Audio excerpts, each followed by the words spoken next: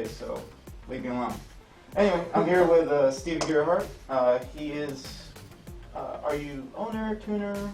A little bit of both, actually. So part owner of 7L Autosport, and then our official pro tuner as well. Nice. All right. And just, I've spoken to him a couple times, and I was like, okay, this guy knows his stuff. This morning, I'm like, holy crap. If you guys watch Mighty Car Mods, you could see him as a tuning fork or Turbo Yoda, whatever you want. Just American version with more facial hair. That's pretty much it. Facial hair is important. Yeah. Tuner. It's a big part of it. Exactly. I can only grow the Johnny Depp or the Mexi stash, as you call it.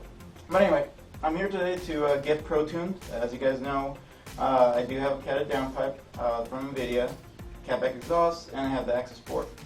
But off the shelf, it's kind of like a vanilla tune on the car. The master here is going to extract every bit of power that we can. So what are you looking to do today, Steve? So basically what we're looking to do is we're trying to make, as you said, as much power as we can in the car. Mm-hmm. The main advantage that we have is we don't have to worry about your map running on more than one car. Yeah. So any kind of off-the-shelf map, it's going to be every 2014 WRX has to run acceptably well. That's hard to do. That actually takes a lot of work. Sure. And you're going to make some sacrifices to make that happen. So what we're doing is we are custom tuning to just your motor, just the ones that you have, and trying to get the most out of it we can. We're going to be looking at things like boost, things like ignition timing, things like fueling, and just figuring out a combination of all those factors that is going to make your car run the best while keeping a reasonable range of like safety. You know, we don't want to push it way past the limit where it's not going to make power anymore, where it's going to knock and things like that. You want to keep it all under control so the car's going to be fun and reliable. The other thing that we're going to pay a lot of attention to is keeping the map smooth. We want the power band to be as smooth as possible. Yeah. We don't want it to be peaky down low. We don't want to have big torque spikes and then drops or anything like that. Yeah. We want it to be smooth. We want it to be controllable because that's easier to drive and it's more rewarding to drive than normally. So that's kind of our main goal. Awesome. So there you have it. Like I told you, the man knows his stuff. So hope you guys like the vid, and any questions, comments, post it down in the comment section. And of course, I'm going to go ahead and include a link to his website. Very knowledgeable guy. Will pretty much talk your ear off about tunes and things like that. So if you guys need work done and you're in the SoCal area or whatever county we're in right now, go ahead and hit him up. You will definitely not regret it. All right, thanks guys. Alright kids, so quick update. I know I haven't done an update video, but I've done a little bit of work on it. Added the mud flaps, the Enki RPF ones, lowered on Swift springs, and then just engine mod wise, I have the Autosport V3, as well as an NVIDIA downpipe and the MagnaFlow exhaust, which you saw the sound clip there earlier in the year. The RPF ones, they came in pretty trashed in silver color, so I had to plastic dip them with vintage gold, and I think it looks pretty good, although it's a little dirty now. But yeah, here's the... Sorry about that, guys. I got a call from my annoying sister-in-law. You may remember her, Annie. Yeah. So anyway, here's the finished. Here's the product as it sits right now, and Steve's about to take it away.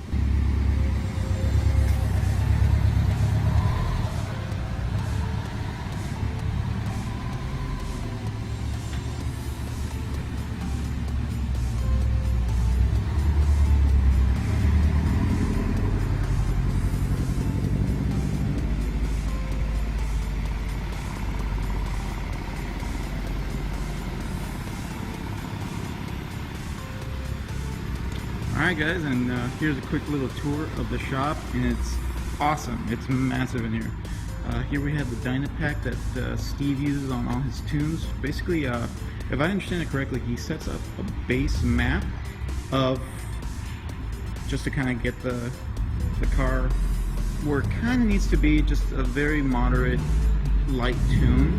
And then he goes ahead and loads up, I would imagine, his laptop and actually road tunes it, meaning that the laptop is inside the car with him monitoring everything that is going on engine-wise. Here we have a very nice little display of some Subarus. We got a GV over here, a Bug-Eye, a classic. I forget what you call these. I guess it's still a GRS TI, 08 to 2010, and then a beautiful GC. Very, very nice. A couple of bikes over there. That one is wild.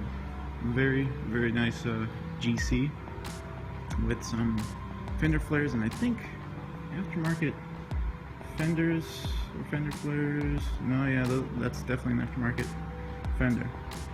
This thing is awesome. Currently not running, but it's a project, so hopefully they get it running very soon.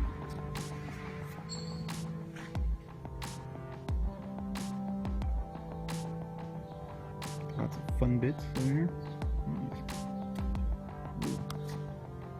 Someone had a bad day.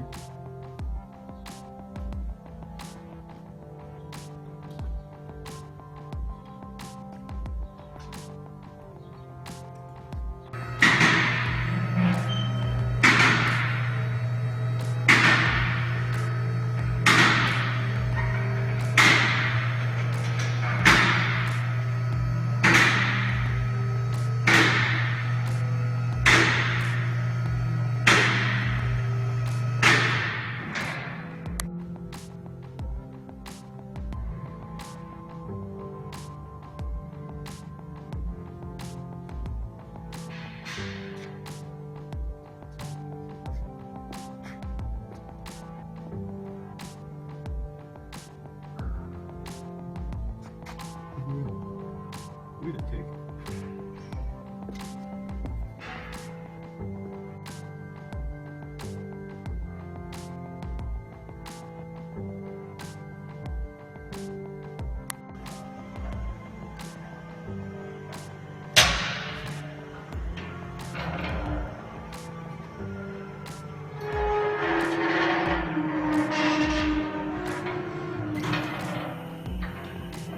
So with this stuff, you're pretty much ready to take it on the Dyno pack, right? We are done with the initial setup. We got the O2 sensor installed, so we're good to go. All I do is just take the O2 sensor wire to the side of the door using a heat tape. Yeah.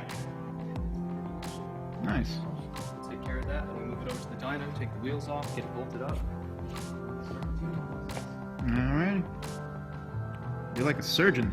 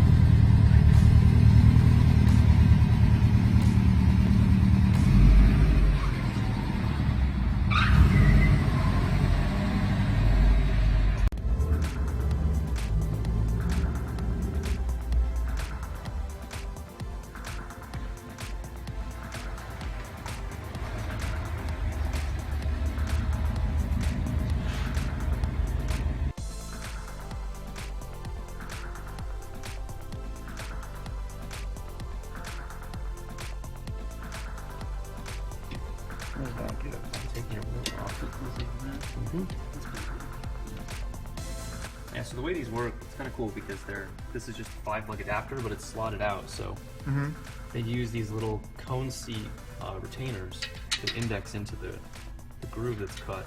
Yeah. And then the lug nut just kind of centers it at whatever the PCD actually is. Nice. So we use the same one for everything from 5x100 all the way to like 5x120 for Audis and BMWs. Nice. And then we do have 4-lug adapters as well, if you have like an older screw, like Civic or something else. So Yeah. Nice.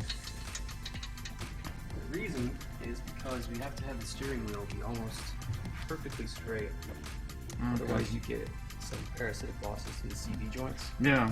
Extra friction. So. Yeah, there's probably a sex joke in there somewhere. Find it wherever you want. Innuendos. Innuendo, am I right?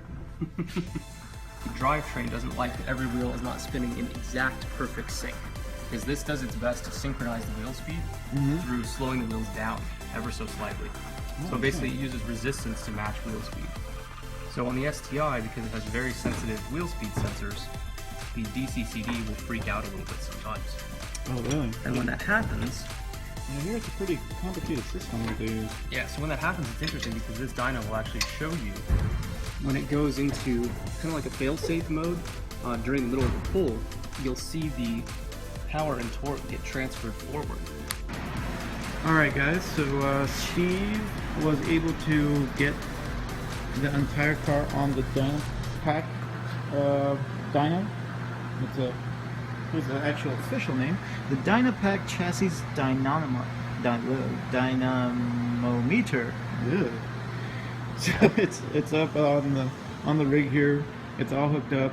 As you can see here, right now it pretty much shows the car and a lot of fancy numbers that I just don't know what most of them mean, but I'm sure they mean quite a bit to Steve, and he's a master, so I'm sure he's going to be able to get her to peak power, and that's one of the reasons why I picked 7L. They take an extreme amount of time and care into their cars.